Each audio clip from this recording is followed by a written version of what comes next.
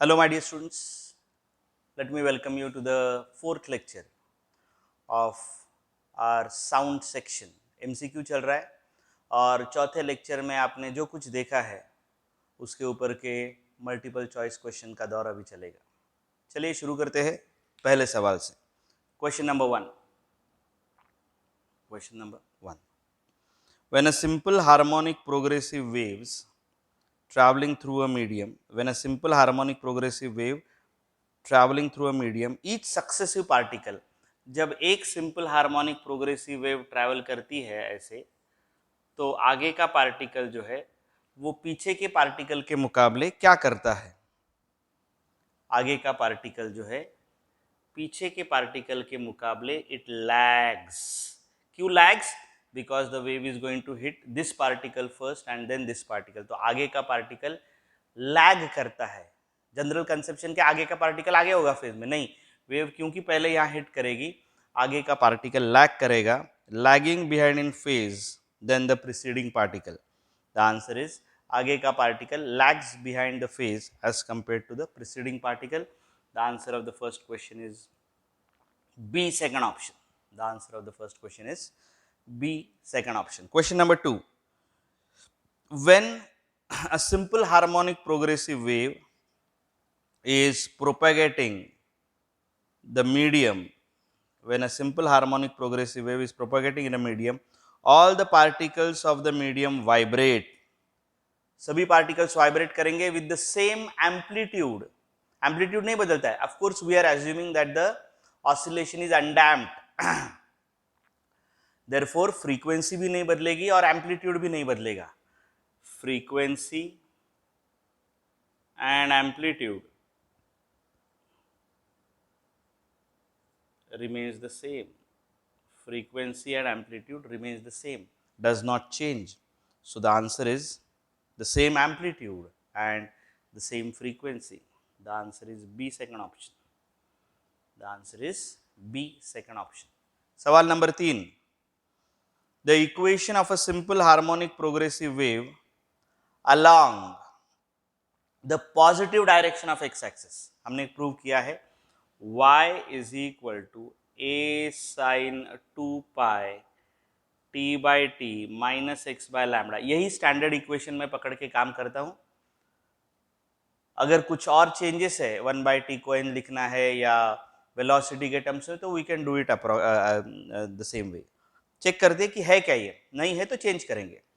The equation of a simple harmonic progressive wave along the positive direction of X axis, इसलिए minus, negative direction होता तो यहां plus आ जाता, is given bye, the answer is a, first option. The answer is a, first option. Question number 3 का अगर C option देखो तो it is the equation for the wave travelling along the negative direction of X axis, right. सो यहां positive direction of X axis से answer आएगा A, first option. Question number 4। Question number 4, the equation of a simple harmonic progressive wave along the, अरे आ गया वही question, along the negative direction of X axis. Okay, what is it? y is equal to a sin 2 pi t by t plus x upon lambda। क्यों plus आएगा?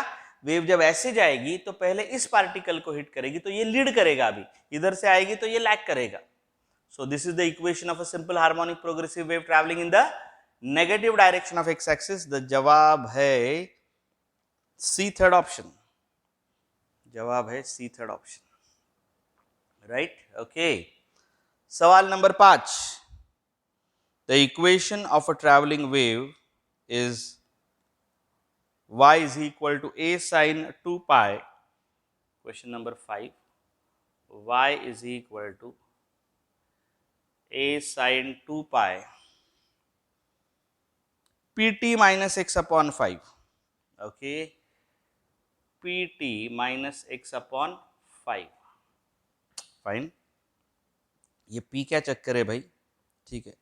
Then the ratio of maximum particle velocity to wave velocity, maximum particle velocity is equal to a into omega, right, and wave velocity is equal to n into lambda. इन दोनों का ratio ढूंढना है, बराबर है ना?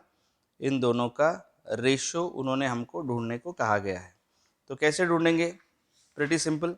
क्या करेंगे देखो ठीक से,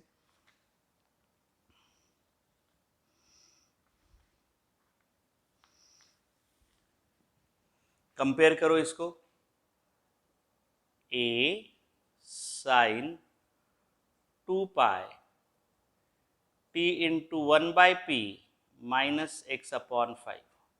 So what I have, directly करो तो भी चलेगा, n is equal to p, lambda is equal to 5, n is equal to p and lambda is equal to 5.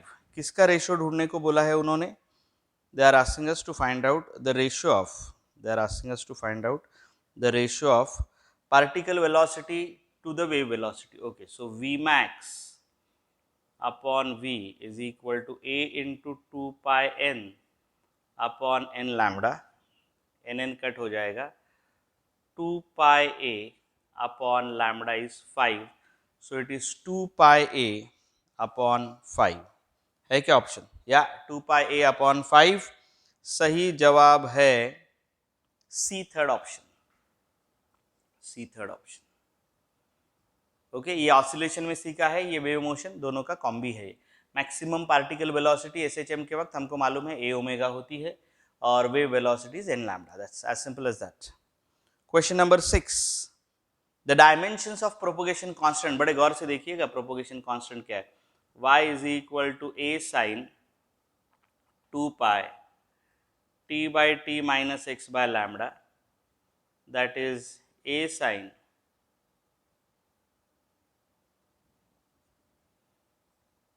2 pi by t into t minus 2 pi by lambda into x, that is a sin of omega t minus kx.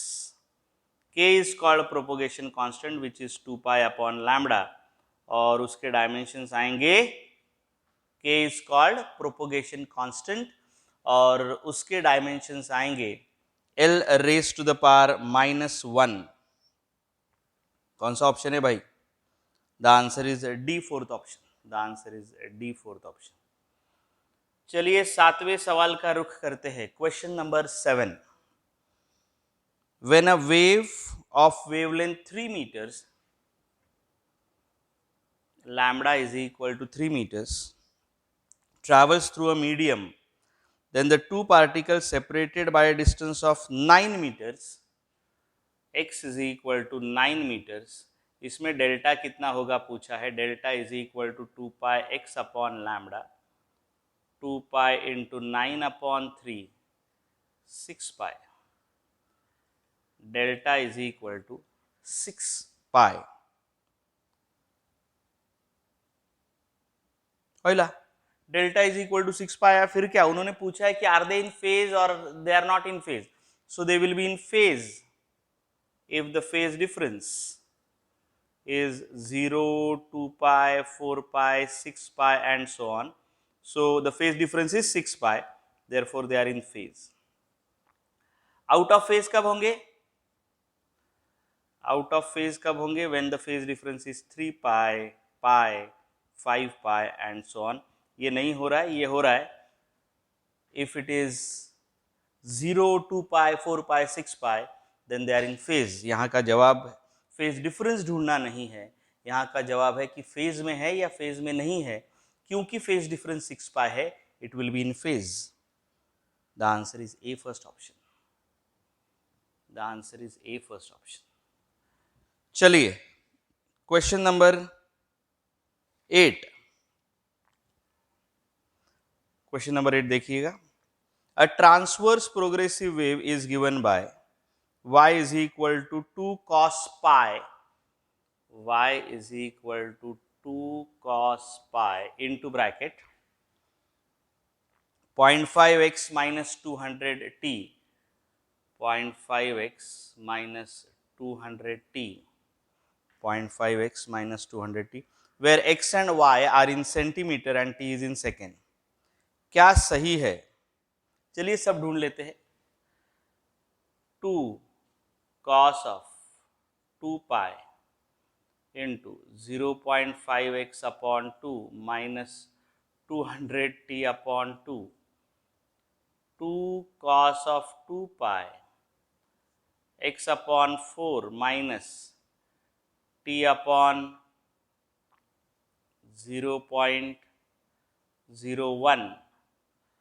So lambda is equal to 4, amplitude is equal to 2, time period is equal to 0.01, frequency will be equal to 100, v is equal to n lambda, n is 100, lambda is 4, the answer is 400.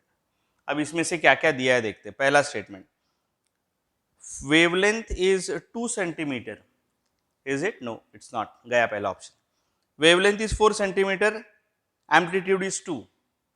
Wavelength is 4 centimetre, amplitude is 2. हाँ, ये सही है. Third option, second option सही है.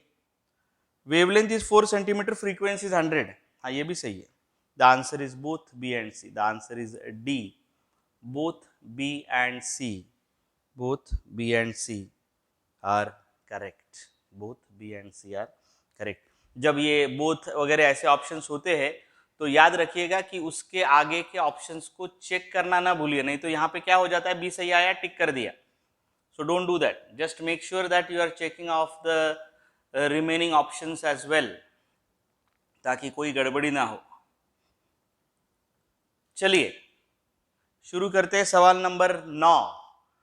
Question number 9 क्या है? सवाल है, the equation of a transverse wave is given by y is equal to 10 sin pi, y is equal to 10 sin pi into bracket 0.01x, 0.01x minus 2t. Frequency ढूंढने को कहा गया.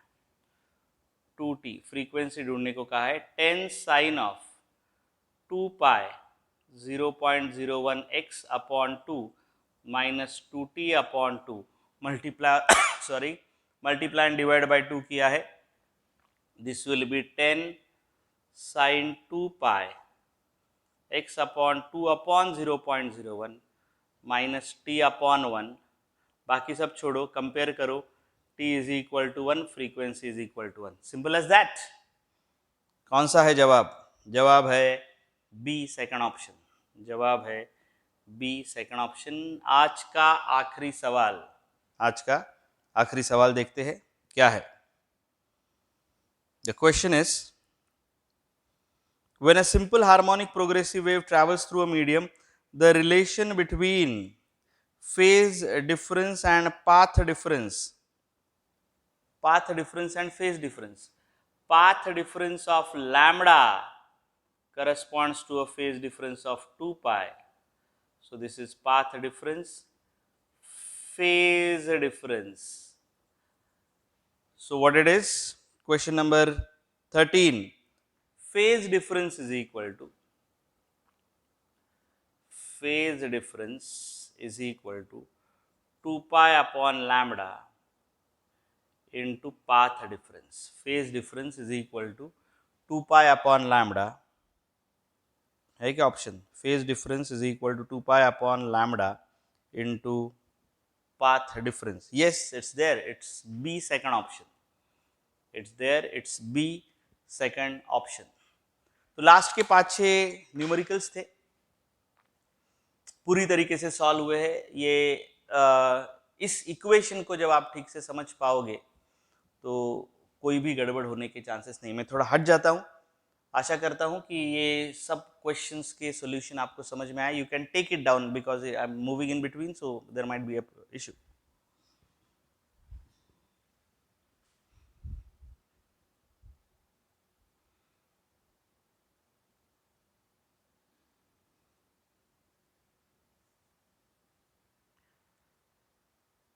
तो सामने 7वां सवाल है ए ऑप्शन, 8वां है डी, 9वां है बी और 10वां है बी.